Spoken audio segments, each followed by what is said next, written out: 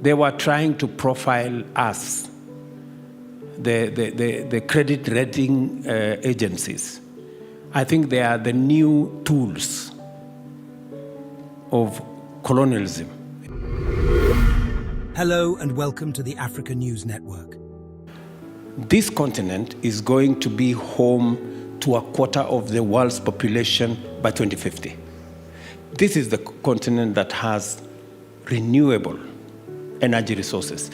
This is the continent that has 2/3 of the world's arable uncultivated land. This is the youngest continent. So we have real assets that has the potential to make Africa central to what happens globally going into the future. And that is why integration is front and center, left and right, in us going forward. 3 things are very important when you speak about finance. Number 1 is cost. Number 2 is scale. Number 3 is how long it takes to get it. At the moment, and I'm speaking as a policymaker, and I'm speaking as somebody who has interacted in this space, it takes eternity, if I may say. It takes eternity to get to any financial close on many aspects when you're looking for financing, number 1. Number 2, sometimes you don't get the scale of the money you're looking for. And number 3, there is something called risk, which is a new definition of how not to lend money. Because this risk, and you know, and we pay an arm and a leg for risk.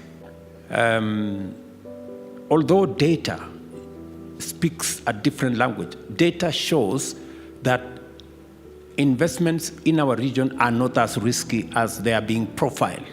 So in fact, this profiling of our region as a risky destination is a conspiracy by people. And I saw some of them about a week ago, 2 weeks ago. They were trying to profile us, the credit rating agencies. I think they are the new tools of colonialism, if I may say. Because data speak a different language from the risk we are being profiled. And as a result, we are all now in this space, and it's almost a consensus that the people, the rest of us in this region, we pay anywhere between 4 and 8 times more for resources, for development, for investment, put in place infrastructure than others, than our brothers and sisters in the global north. And we have no problem with our brothers and sisters in the global north accessing finances lower than us. The question we are asking ourselves is that why are we not getting the same treatment? Why are we being profiled negatively when facts and data show something different? So this is the conversation we want to have. And it is a foregone conclusion today that the system we have is not working. We want a fairer system that doesn't mistreat other people. We want a fairer system that we pay whatever others are paying. And good people asking for a fairer system, saying that we want to pay the same interest others are paying, is not asking for too much. It is not breaking the system. It is not unreasonable. I mean, by all accounts, it cannot be unreasonable. We're all saying, let's pay what others are paying. And let's get the scale that can help us achieve what we want. And let us accelerate so that we can all move at the same pace. So that is the push. It is the position of many leaders in the global south. This is not a conversation of north versus south. No. It is a conversation of fairness. And we're not saying the global north should pay more than us. No. We are saying, let's pay the same. Tell me how that is not a good thing. There is need for reform of the international financial system to do three things. Reform to speak to time. How long does it take? It takes minimum 18, 24 months. You know, some of the interventions don't have that kind of gestation period. It doesn't have that time of time, number one. Number two, scale. I'm speaking, for example, and I'm asking myself, if we were to ask for $3 billion to build the standard gauge railway, which China was gracious to give to us, and it took a fairly short time, below 12 months.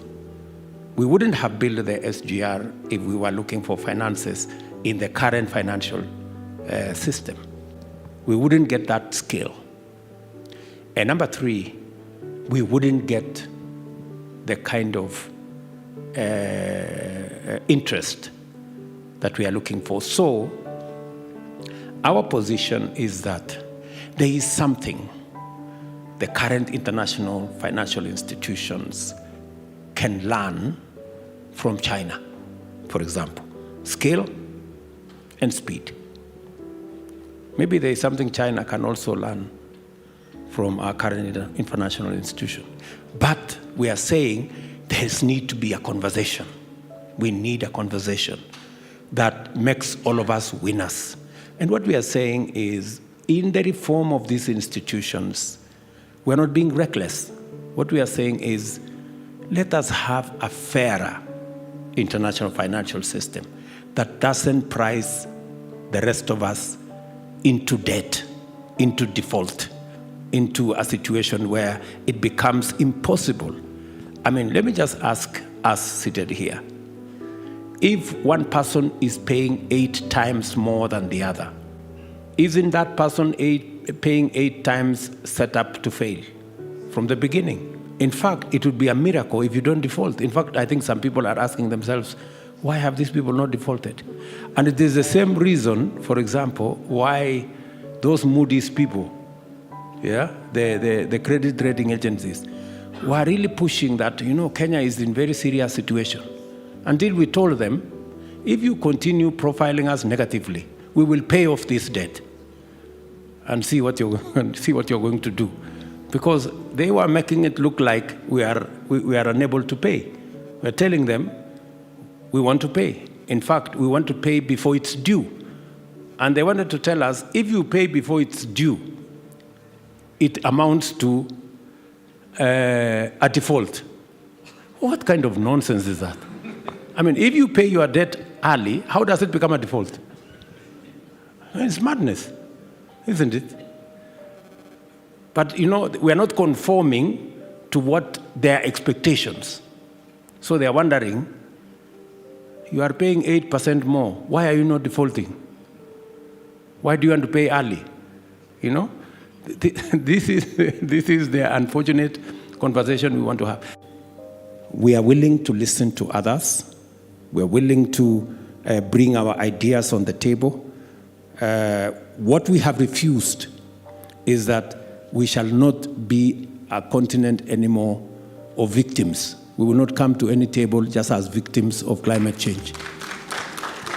We are coming to the table with ideas and possibilities of solutions on what we can contribute, because Africa can make a contribution to the global solution, the global challenge, and provide solutions to the global problem that we have. And we want to be seen in that new approach to the issues around the global challenges we have. We need to look at alternative sources of funding. We appreciate that there are limitations, as was said by my sister Greenspan here. There are limitations of the current financial institution. There are limitations with the World Bank. There are limitations with the IMF. There are limitations with multilateral banks.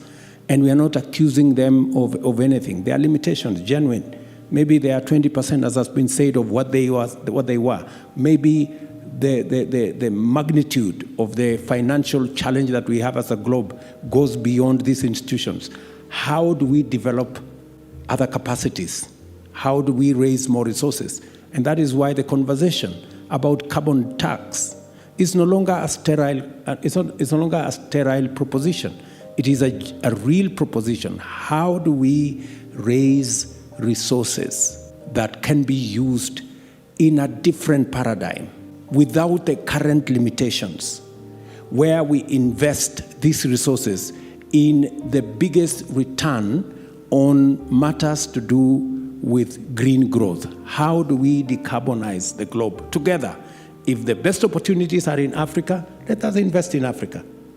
If the best opportunities are elsewhere to decarbonize our development, let us invest in that elsewhere. We are ready to have that conversation. And I said that we do not want to be left out of the equation. We want countries in 1945. We didn't exist in 1945. Today we exist. And we don't want to be pushed into the corner. We want to be seated here and making a contribution. If it is carbon tax, if it is on aviation, we want to pay our portion. If it is on marine movement, we want to pay our portion. We want to pay our portion. We don't want to be joyriders. We don't want to be bystanders. We don't want to be in some corner. Because the old adage says, if you are not on the table, you could possibly be in the menu. And we may possibly have been in the menu for long. Now, we don't want to be there anymore. We want to be where the conversation is having on the next global financial system. And we want to make our contribution in terms of ideas, and we want to make our contribution if there is any contribution to be made in terms of paying our portion of taxes that are required. Even speaking to this aspect of risk and aspect of, debt as a percentage of GDP, what is the balance sheet we are using for countries? Have we really captured the assets of every country? On one hand, we capture the assets that have been developed using fossil fuel resources. On the other hand, we give no account of renewable energy resources that we accept that they are huge resources, but they are nowhere in any country's balance sheet. We have huge assets of carbon sequestration. When are we going to make our renewable assets part of our assessment of our wealth and make it a percentage, the money we have borrowed, a percentage of GDP? When are we going to make our renewable assets part of our balance sheet? When are we going to make our carbon sequestration assets, natural assets, our mangroves, our forests, when are we going to make it part of our assets so that when you calculate the money we have borrowed as a percentage of GDP, you don't tell us we are at 65 when we are actually at 15. It means we can open up a lot of fiscal space if we were assessed appropriately with all our assets. It's another conversation we must have. I have talked to the Africa Development Bank on this subject, and they are the ones actually who are telling me, look, I think there is a conversation we should have. And we should do this without all these geopolitical pushes here and there. We do not think, and I insist, that we shouldn't be having this quarrel between the West, the South, China on the other end. We're all one of the same, part of the same equation. And it's not also going to be fair for anybody to be asked to choose friends. That you cannot talk to the West and talk to China at the same time. That would be very unfair if anybody were to require of us that, or to try and choose friends for anybody. I think we just need to be fair. Let us look at a global problem. Let us have a global solution, including everybody. China must be in the equation. Our brothers and sisters from the global south, those of us from the continent must be in the equation. Of course, our brothers from the global north must be in the equation. Let us have a conversation about how to solve this problem together.